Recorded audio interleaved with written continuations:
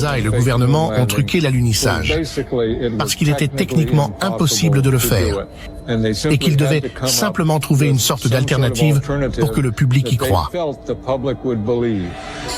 Je crois, s'il l'avait voulu, que la NASA aurait pu réaliser le plus grand canular de tous les temps. Ne jamais envoyer personne sur la Lune et le recréer dans un studio de télévision. Pouvez-vous réaliser que nous, que vous et moi, que nous tous, avons en fait commencé l'exploration d'un autre monde? Voici la mer de la tranquillité, la région où supposément l'homme a marché pour la première fois sur la Lune. Et voici l'Arizona. Si ces images n'étaient pas étiquetées, il serait pratiquement impossible de les distinguer. Chaque cratère est exactement le même, jusqu'à la taille et l'emplacement. Il ne s'agit pas d'une blague bizarre ou d'un canular, ni d'un phénomène physique. Cet endroit a été méticuleusement créé par la NASA, pour ressembler à la Lune. À l'aide d'explosifs, ce champ de l'Arizona a été instantanément transformé en l'endroit le plus lunaire de la planète. The United States Geological Survey a décidé de construire un modèle d'une partie de la surface lunaire dans une zone accessible au centre de recherche présent. Les cratères sur les photos lunaires ont été soigneusement examinés. Une zone de plus de 268 000 mètres carrés est choisie et clôturée. La construction du champ de cratères commence.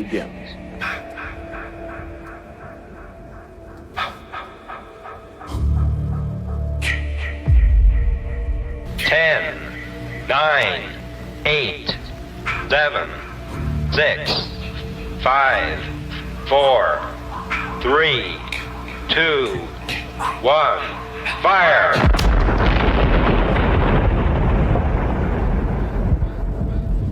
Il nous faut maintenant 61 cratères d'âge intermédiaire.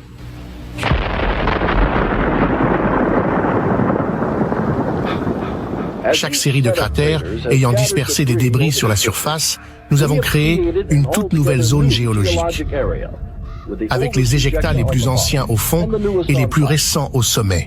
À certains endroits, les couches originales de cendres et d'argile ont été complètement retournées. Nous avons transformé un champ de cendres en un champ de cratères. Mais dans quelle mesure cela correspond-il à la topographie du site lunaire 2P6 ? Voici la photographie de la surface lunaire prise par l'orbiteur. Et voici une photographie aérienne du nouveau champ de cratères.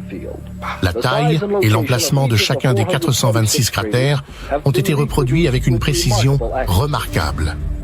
Sur ce champ de cratères, les astronautes pourront s'entraîner dans un environnement plus réaliste, un environnement semblable à la surface lunaire. Un peu de mer de tranquillité ici à Flagstaff, en Arizona. Reflets de lumière de studio, accessoires de cinéma accidentel, arrière-plan répétitif. De nombreux éléments suggèrent que l'alunissage n'a pas été filmé sur la Lune, mais sur un plateau de tournage. Le moteur du module lunaire produit une poussée de 3000 livres, et la surface lunaire est couverte d'une poussière qui a été décrite comme une fine poudre. Si c'est vrai, pourquoi le moteur n'a-t-il laissé aucune trace sur la surface? Et ne devrait-il pas y avoir de la poussière partout? Même les patins sont nets et éclatants. Donc, soit le module d'atterrissage était posé là, soit il a été abaissé doucement par une grue, et ils l'ont descendu avec précaution. Regardez-le, on dirait du papier d'aluminium et des tringles à rideaux maintenus ensemble par du ruban adhésif.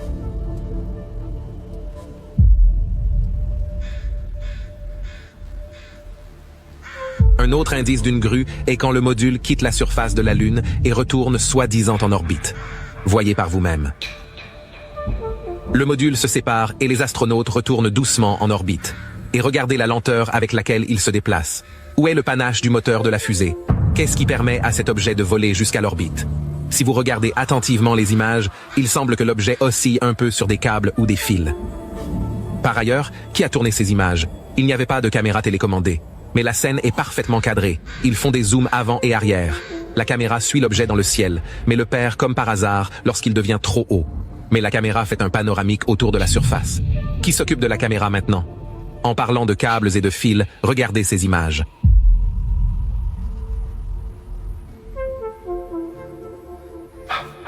Est-ce que ça vous semble naturel? Ou est-ce qu'on a l'impression qu'il est soulevé par des câbles?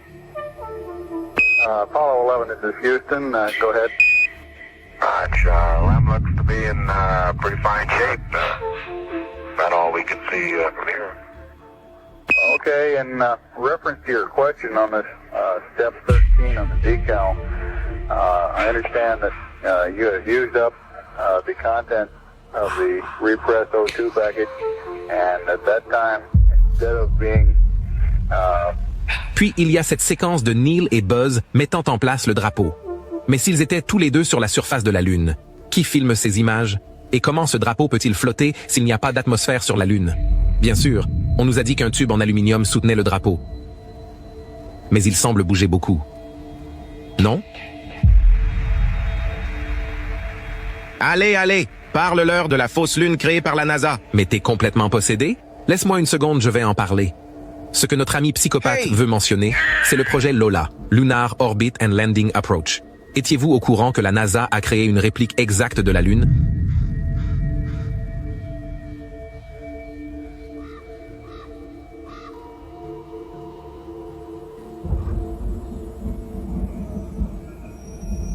Maintenant que le LEM terminé était disponible, il pouvait désormais s'exercer sur le modèle authentique.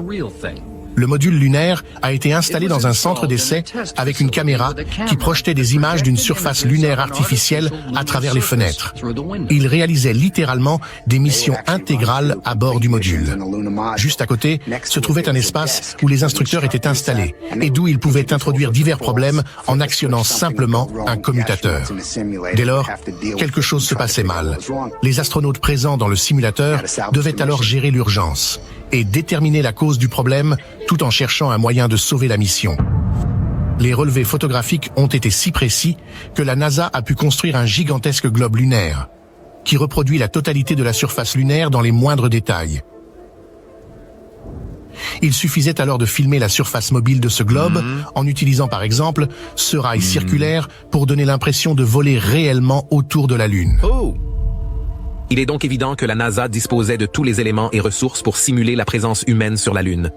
Un espace de plus de 268 000 mètres carrés a été aménagé pour imiter parfaitement un segment de la surface lunaire. Ils ont également construit une copie conforme de la Lune, équipée d'une caméra explorant sa surface. Je vais rien de dire. là à filmer tout ça et nous le vendre comme authentique, il y a qu'un pas. Bien sûr,